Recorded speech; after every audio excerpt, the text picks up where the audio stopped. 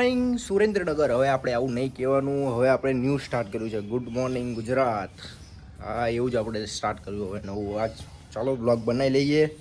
હું અત્યારે ફ્રેશ થઈ ગયો, બ્રશ કરી લીધું છે. હવે એક વસ્તુ દેખાડું પહેલાં તો, જે હું અત્યારે આવ્યો ને ત્યારે મેં જોઈ.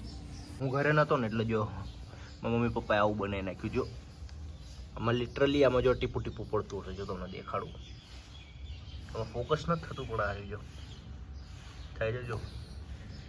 જોજો પડશે. હવે આપણે રાહ જોશું ને એટલે પડશે જ નહીં. રામ જોઉં તો ટીપું પડતું જ હોય છે. પ્લસ આમાં પાણી પડશે, પણ આમાં ડિવેટ જેવું મૂકી દીધું, એથી પડે છે. આ કંઈ વાંધો નહીં, આમ તો સારું, બહુ મસ્ત લાગે છે. હમણાં મારી મમ્મી ને પૂજા કરશે અહીંયા, કેમ કે હું અત્યારે જ આવ્યો એટલે મેં જોયું કે આવું કર્યું છે સેટિંગ.